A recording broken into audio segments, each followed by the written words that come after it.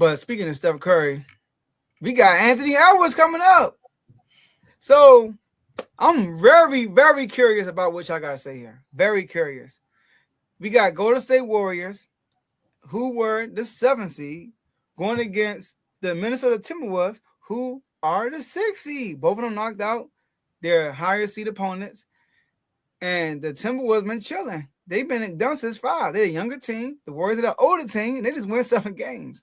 So, Dave, we're going to go with you. Who's winning this series? Is it the Timberwolves or the Golden State Warriors? The floor is yours. I am going to go with the Warriors. I believe the Warriors win this series in 7. I think the Warriors are just, I don't know, they just seem like they're destined to at least get to the Western Conference Finals this year.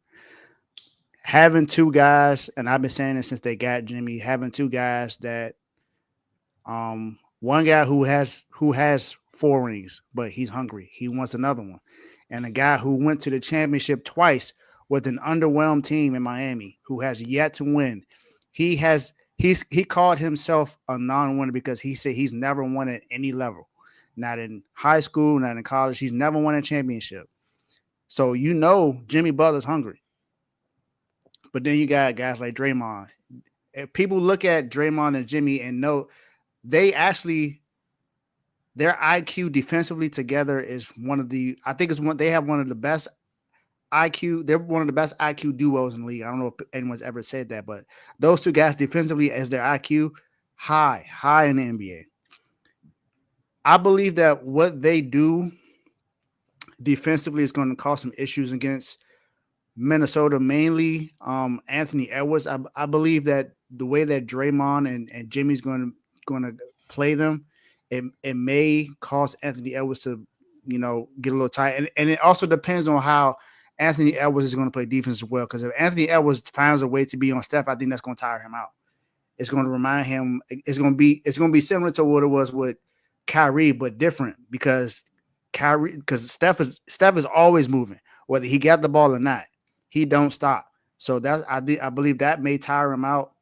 And I don't know. I didn't like how Naz Reid had played the last series. He played a little rushed a lot to me. He missed a lot of shots that he normally makes. So he looks a little off right now. And I don't believe that the Warriors are going to make the same mistake that the Lakers made with allowing Rudy Gobert to just do what he wanted on the boards. I don't see that happening with the Warriors. Steve Kerr's not going to allow that, even though he don't have those kind of bigs, but he's going to use all the guys that he can to make sure that Rudy Gobert doesn't have that kind of a game. And I just trust the Warriors a lot more. And I know Ant is on this legend killer thing because he went and eliminated Kevin Durant. He got LeBron and Luka out of there, so now he's looking to get Steph. But I don't know. I think Steph and the Warriors are going to be able to move past this and get to go to the next round. Carl. Yeah, man. I might be calling Anthony Orton, but give me the Warriors. It's funny Dave said Warriors in 7 because I also have Warriors in 7. Partly due to the back and forth me and Tomo have. Tomo wants to get that narrative off so badly. I hope he don't. But man, here's the difference between the Lakers and the Warriors. While both, yes, are small, they have the defensive presence with a Draymond and possibly a Kevon Looney, which I think he may play more minutes, more so than the Lakers. The Lakers, everybody gassed, like you said, Joe. Everybody gassed up the Lakers defensively. And Joe was one of the first people to point out, like, no, the Lakers ain't been playing good defensively. People just been missing shots. People make shots against the Lakers. Don't look as good. And then the Lakers just had no presence in the front court whatsoever. When you allow Rudy Gobert to have a 27 and 24 game, you know you have an issue. He looked unstoppable. He looked like what they thought. Can't think of his name right now. He played for the Pistons for like a year, if that. Thon Maker. He looked like what they thought Thon Maker would be. He just looked crazy out there. And I think Golden State with Draymond and possibly, like I said, Kevon Looney. Now, I don't think Kevon Looney's going to start, no. But with those guys, I don't think Gobert's having that great of a series or game. Now, they do have the two bigs with Randall and Gobert, but the Warriors just dealt with two bigs in Sengun and Steven Adams, which to me is a better duo than Gobert and Julius Randle. And another thing is Julius Randle going to play the same as he did against the Lakers? I don't know. Yes, he had a great series, but I spoke about regression to the mean with Russ earlier shooting the three ball. Is it going to be a regression to the mean with the play of Julius Randle in the playoffs? That's something I don't know if I can bank on. And last but certainly not least, who are they going to put on Steph and Jimmy? Because I think if you go Jaden McDaniels on Steph, that leaves Ant or Mike Conley on Jimmy Butler. Now Ant, that's possibly a good matchup, but Mike Conley is barbecue chicken. Now if you put Ant on Steph Curry, you're going to tire Ant out offensively. So it's just different things that the Warriors can do. And then you still got to worry about Buddy, which I think Mike Conley will be on Buddy Hill, just full transparency. But I think the series goes 7. And I think ultimately, like the last series, Warriors championship pedigree. And I'm not going to say experience because the T-Wolves got experience, but I'm going to just say their championship pedigree pulls through and they beat the Timberwolves. Yeah, it's a sweep. I'm going with the Warriors in 6, though. So I gotta disagree with one thing you said, Carl. I know you said that you would take Steven Adams and Sengun duo over Rudy Gobert and Julius Randle. See, I would take Julius Randle and Rudy Gobert because what's around them? Like Julius Randle, he has more shooters around him. Julius Randle is more of a scorer than Sengun. Sengun is really a pass first type big that has to score because there's Jalen Green stepping up. Fred VanVleet showed up to the party when they were down 3-1. He finally showed up and it's like going crazy after that. But they don't have a lot of offensive presence. I know Thompson twin played well too, but everything's inside with him.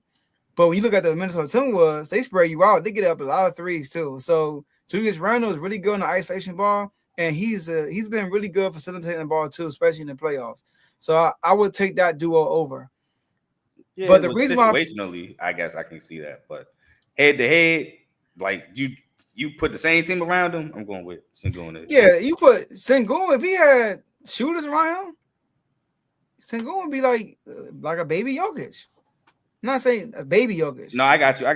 Because I would agree. I don't want nobody say, "Oh, no." I would agree, and especially because last year, I'm glad you said that because I did forget to bring this up. Last year, a lot of the talk was, "Oh, Houston's going to trade Sengun," and I used to be so confused on why was that a thing. Yeah, I remember that. Yeah, when he got hurt last year. That's why. I think he hurt in the season last year. I think he did. He got hurt. He did, but the trade talks was before that. It was like around the deadline. That's crazy. Nah, you don't trade him. Now, if you get like a Giannis right now, I'll probably trade him. But anyways, I'm picking the Warriors because when I look at like when I compare the Lakers to the Warriors, right? One thing about the Warriors, they get a lot of easy. So let me say this. This is going to be defensively. This is going to be one of the toughest series defensively this Minnesota Timberwolves coach is going to have to coach against. Because Steve Kerr is a brilliant coach, and when in the playoffs, it's a chess match. I think Steve Kerr is the best playoff coach in the NBA. I feel like in the NBA, he does a great job with game-by-game adjustments. So, Coach Finch, he going to have his hand full in this playoff series. Now, the matchups, I think Jaden McDaniel is going to be on Steph Curry. I think Mike Conley is going to be on Buddy Hill. You know, they're going to throw Anthony Edwards on Jimmy Butler. I feel like that's going to happen. Or they might throw a Julius Randle on him. They might throw Julius Randle on him for real. So, and then had Anthony Edwards on the who will start? You guys, Draymond. No, Draymond. Rudy gonna be on Draymond. Pods. There you go. Anthony. Yeah, he gonna be on Pods. Yes, he is. He was on Austin Reeves. Austin Reeves. Did he play? Chill out, bro. Because I got somebody over here opposite of my narrative. Relax. So Poe, he might be a no-go. I don't know. So, anyways, but the Warriors, I feel like the reason why I'm picking the Warriors for real is because when I watched the Minnesota Timberwolves against the Lakers, right? They play horrible offensively, but defensively they did a good job on the Lakers because the Lakers' offense is ball dominant. It's literally Luka ball dominant. if Luka's not playing well or Luka's not getting other people involved, the offense going to look bad. It's a lot of one-on-one play, and that kind of favors Minnesota. But all the ball movement with the Warriors, it takes a lot more discipline to defend that in the 7-game series, And plus, Minnesota is not as good as people are proclaiming them now because they just beat the Lakers for 4-1. I feel like people are putting them in a different category. They do have Anthony Edwards, but Anthony Edwards wasn't great that series.